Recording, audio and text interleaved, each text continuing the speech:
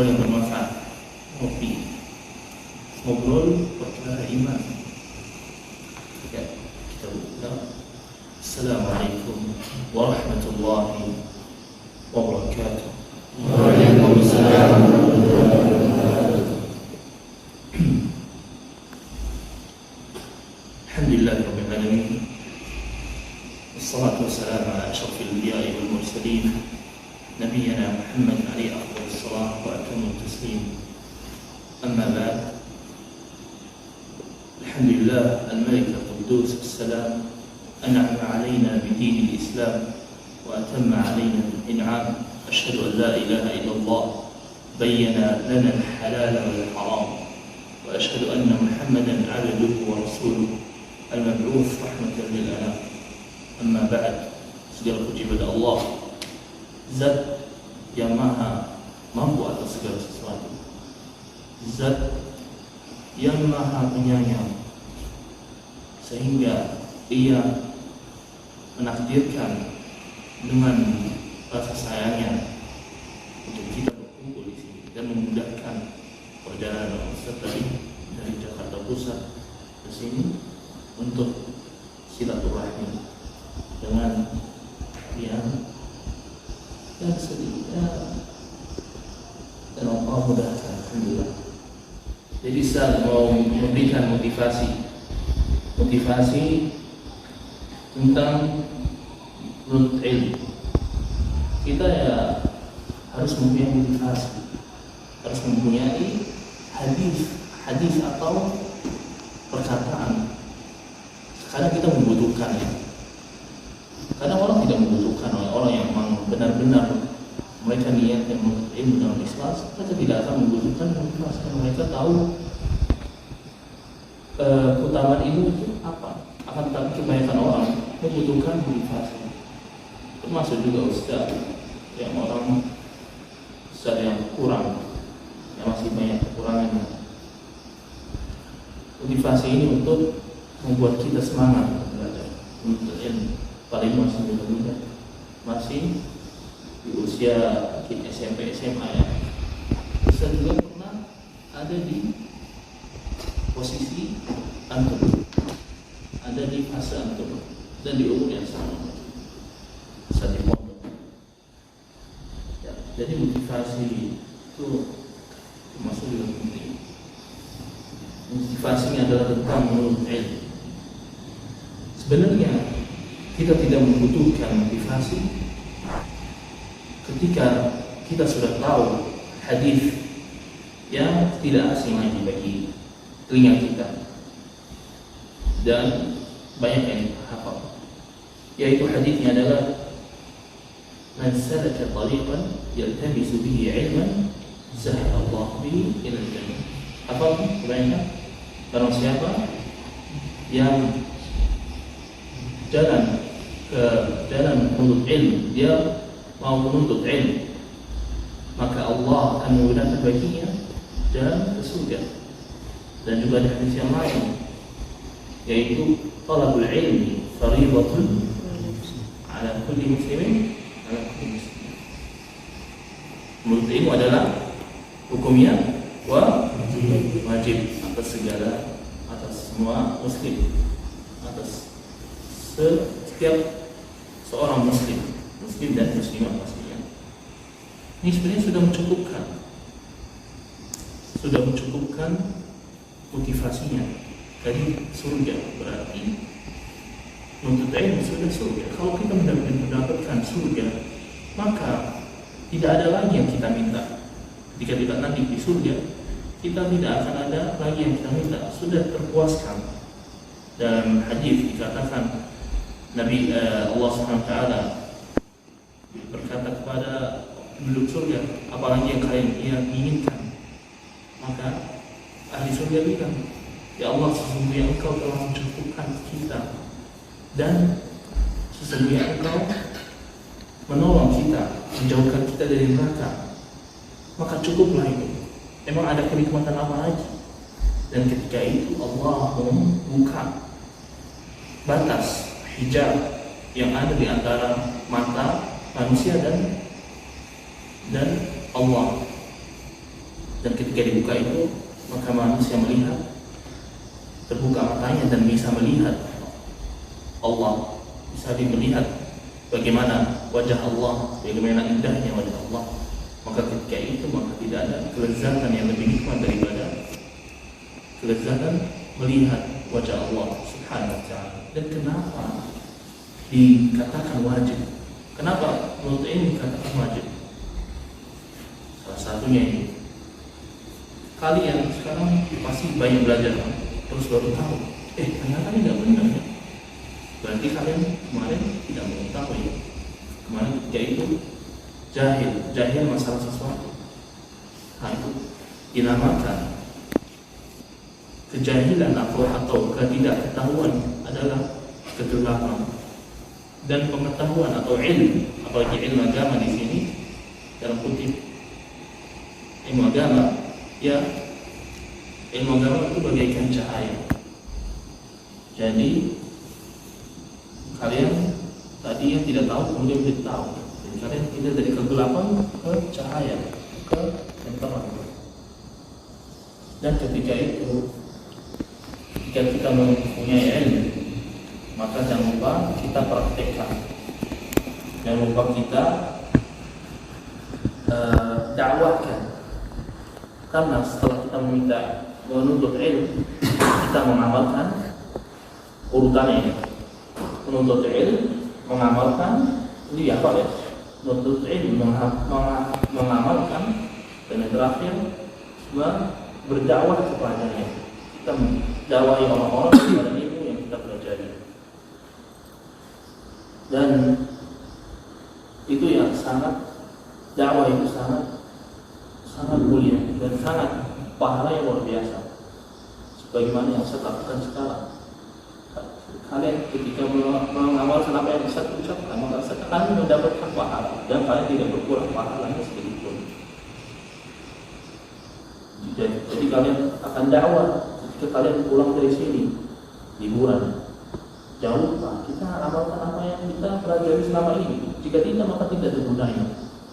Akan tetapi ketika pulang, misalnya lihat orang tuanya merokok, jangan tiba-tiba merokok, ambil rokok, jangan. Nanti ditamparin ya, dipasarin.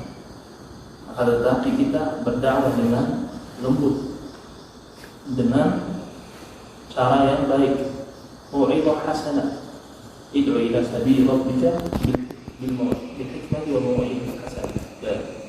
Allah Subhanahu wa taala berfirman, berdakwahlah kepada jalan Allah dengan mau'izah, dengan cara yang baik, dengan hikmah dan cara yang baik.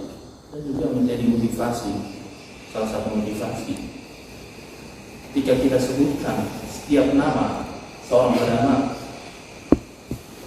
misalnya Ibnu Utsaimin, Ibnu Baz, bin Baz, Al-Albani, dan lain-lain dari ulama itu, ketika membaca ini kitab-kitab mereka, kitab tauhid, kitab yang lain, maka ketika kita baca, maka setiap kita ucapkan qala al-mu'allif Ibnu Utsaimin rahimahullah, kita ucapkan rahimahullah. Rahimahullah, ya semoga Allah merahmatinya, semoga Allah adkhalahullah jannah, semoga Allah memasukkannya surga.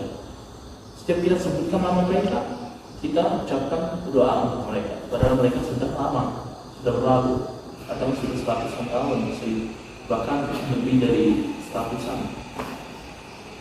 Mereka sudah lama jauh-jauh, tapi mereka mendapatkan doa dari kita, dan kita masih disebutkan nama mereka, padahal mereka sudah lama. Dan mereka bukan berada di zaman ada handphone, akan tapi di zaman buku, itu pun buku atau kertas sangat lama, akan tetapi mereka dikenal. Karena apa? Karena mereka menuntut dengan ikhlas, dengan niat hanya mengharap wajah Allah Subhanahu wa ta'ala. Jadi kita harus niatnya untuk mencari wajah Allah, bukan mencari nama. Saya tadi bilang ulama-ulama itu contoh. Jangan kita mau niatnya mencari nama, mencari jabatan, mencari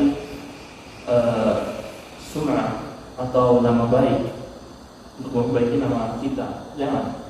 Bahkan kalau kita melakukan itu karena mengharap sesuatu dari manusia, maka kita akan masuk dalam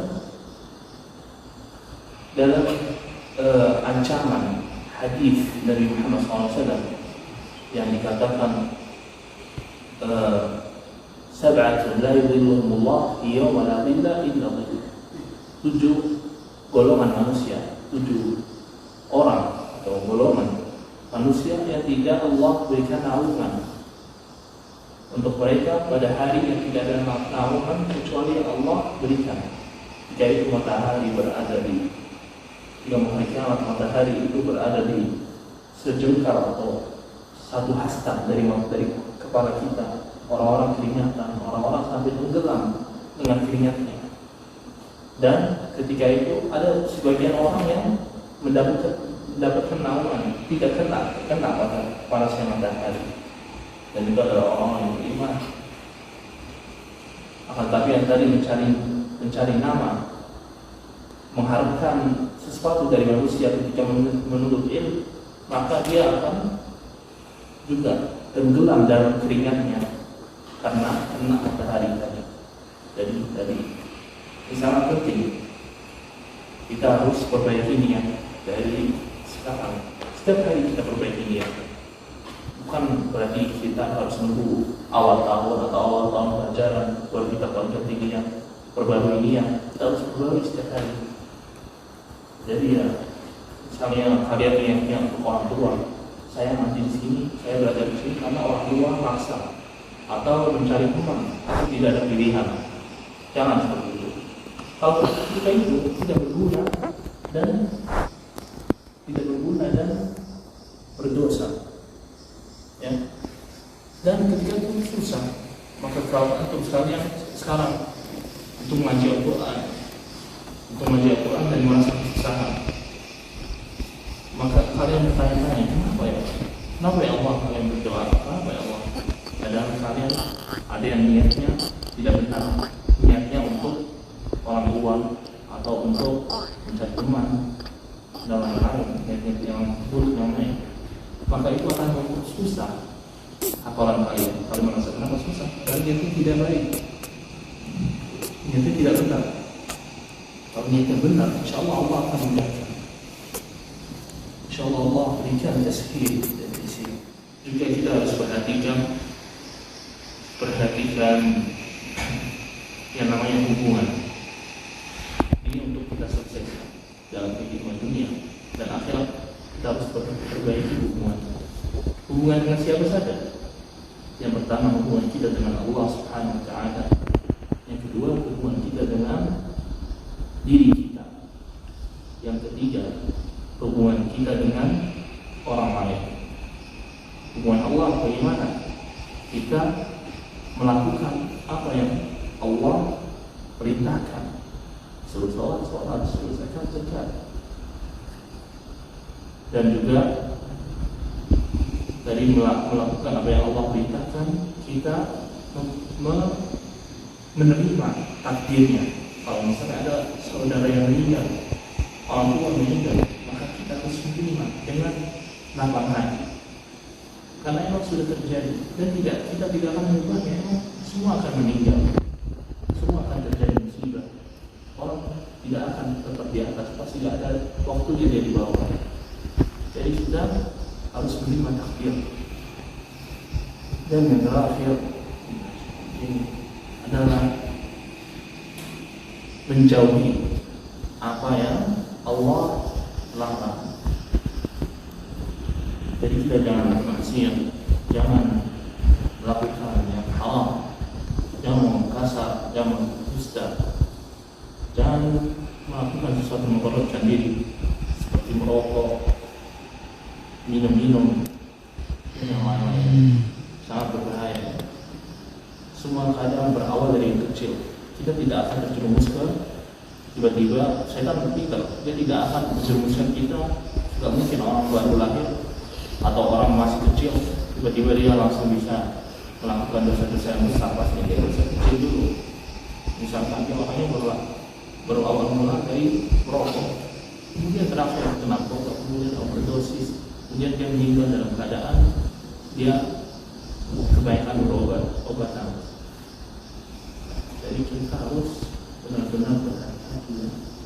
Tadi yang pertama hubungan kita dengan Allah, mengenai diri kita. Diri kita gimana? Diri kita ya, kita jangan menjadi seperti kita menghadap dengan orang. Jangan menjadi orang yang dengan dua muka. Kita berhadap dengan orang ini, misalnya sama orang ini, sama teman yang ini, kita baik-baik, kita kayak soleh, alim, terus kalau ketemu teman yang lain, dia suka main-main, suka nakal, suka bully teman yang lain, kita ikut sama dia, kita bully yang lain. Itu namanya dua muka, seperti nifaq, dan itu tidak baik untuk diri kita. Jadi diri kita di sekolah juga kita akan di sekolah kita akan terpengaruh, akan bilang kita sebenarnya siapa. Soalnya ada dua sisi, ada sisi baik, ada sisi buruk, dan sisinya tidak jelas. Jadi kita harus menjadi berhubungan baik dengan diri kita. Kita harus percaya diri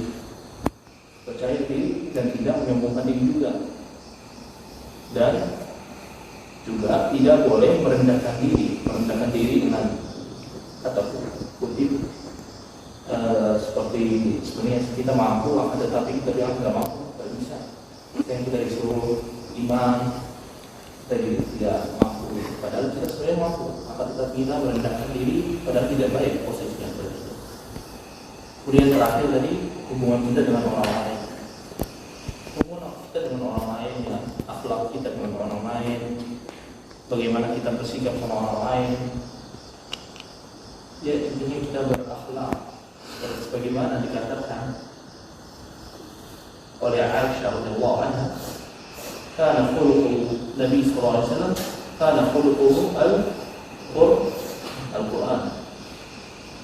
Khuluqnya, akhlaknya Nabi Muhammad SAW adalah Al-Quran, seperti yang ada di Al-Quran.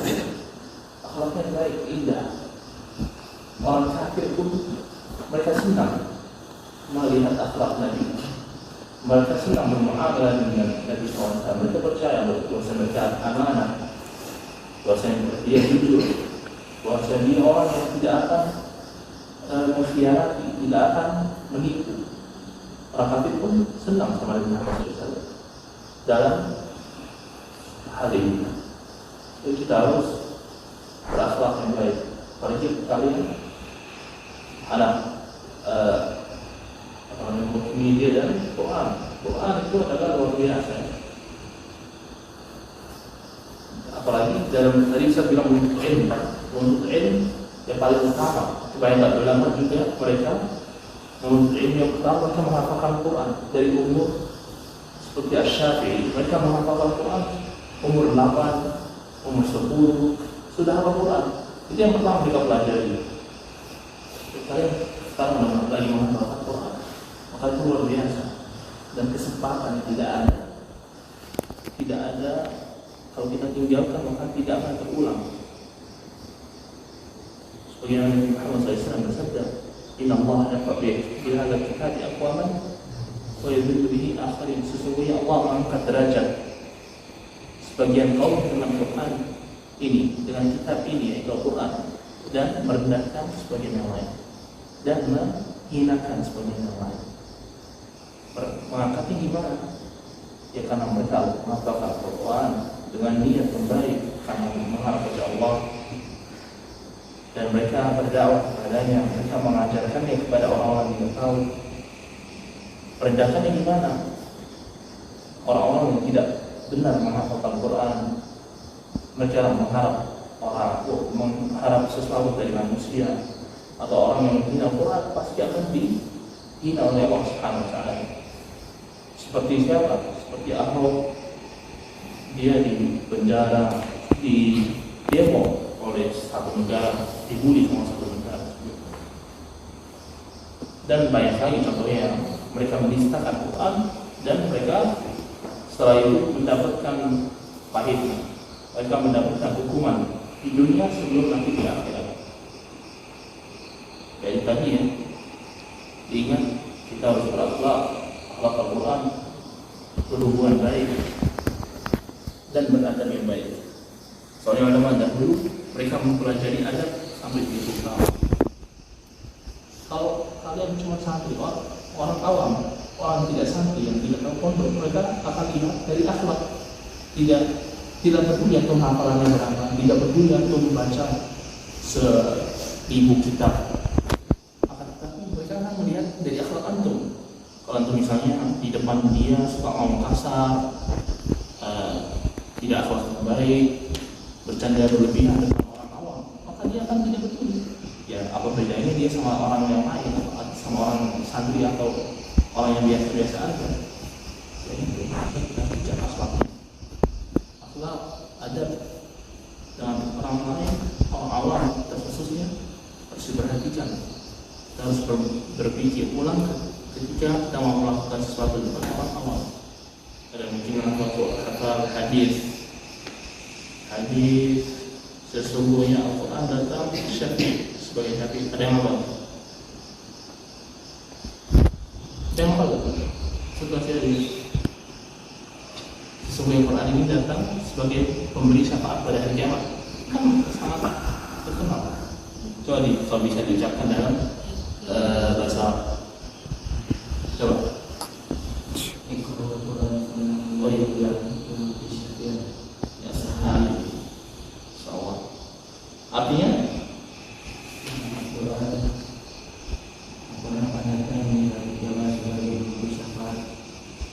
baca Al-Quran, maka yang mendatang dari kiamat syafi'i ashabi. Hadiahnya apa ya? Ambil motor yang depan kita. Habis. Ya, benar ya. Jadi ya, kalian sebenarnya sikap tadi bagus kalau kalian mencatat. Ini untuk motivasi. Atau nanti kalau kalian selesai dari sini, kalian tulis sesuatu yang kalian ingin, yang paling menjadi motivasi untuk kalian. Kalian catat motivasi kalian taruh di Quran, satu kertas yang kecil, jangan coret-coret main di Quran dan bikin gambar-gambar apa. Tapi misalnya kalian kertas kecil yang kuning misalnya, kalian tulis motivasi, kalian taruh lemari, kalian di tembok atau alok ke kalian untuk menjadi motivasi kalau kita lagi butuh. Kalau kita lagi undang, soalnya setiap orang pasti ada waktunya dia semangat, ada waktu juga dia lagi tidak semangat dan malas atau tidak putus asa. Allah SWT bersabda, "La ya'isu min rahmatillah, inna la ya'isu min rahmatillah illa al-qaum al-fasiqun." Jangan putus asa dari rahmat Allah. Ya. Jangan sampai putus. Harus semangat ya. Kalian masih perjalanan panjang. Kalian dan menuntut ilmu tidak ada umurnya, tidak ada batasannya.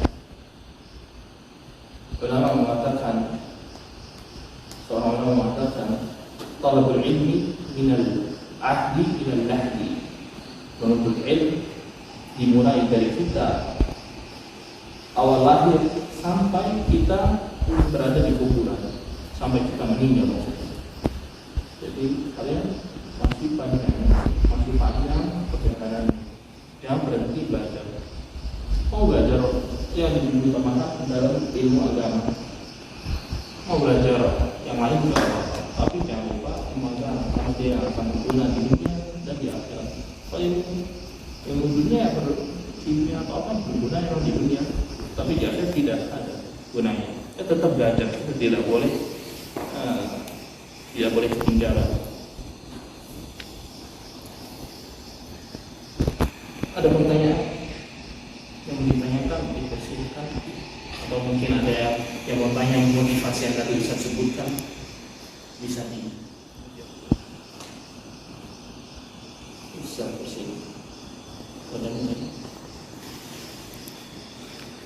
Ini kebaikan lagi. Dari yang setelah tidak ada pertanyaan. Tenang. Karena tidak ada pertanyaan, maka Ustaz tanyakan. Maka Ustaz yang ditanya.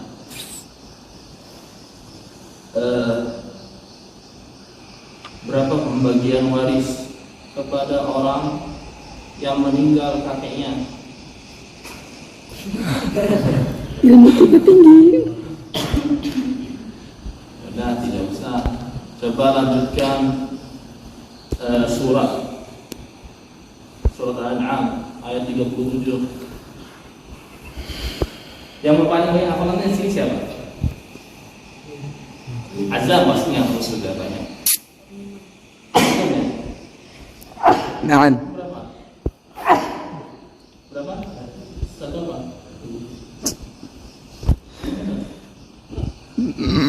Yang sudah, ini masih baru-baru ya. Yang sudah 3 juz ada 30 untuk bersama. Ada 3 juz ini. 2 juz. 2 juz. Masih baru. Tidak apa-apa ya. Kalian harus semangat tapi bisa dulu di pondok. Ini kita tahu ya, azam tahu. Setelah itu udah apa namanya? Antum sesepuh di sini. Sesepuh. Ya, kalian harus semangat ya. Bisa dulu dalam di pondok rumah tahfidz itu ada juga pelajaran umum dan pelajaran apa namanya? Agama. Apa kami alhamdulillah waktu itu setahun udah selesai. Sebenarnya seharusnya lebih cepat. Kalau tetapi diulang-ulang sama gurunya Ustaz karena kita murajaah lagi. Jadi tidak ada pertanyaan. Gratis kok. Ya dah. Kita cukupkan sampai sini dan semoga bermanfaat yang tadi saya sampaikan.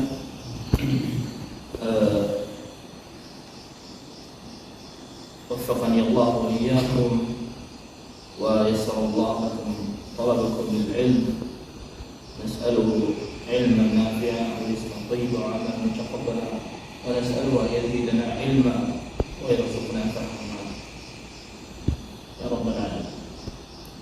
ونختتم مجلسنا هذا المبارك إن شاء الله بدعاء كفارة المجلس. سبحانك اللهم وبحمدك أشهد أن لا إله إلا أنت أستغفرك وأتوب إليك. وختاما جامعا وعلما نافعا والسلام عليكم ورحمة الله وبركاته.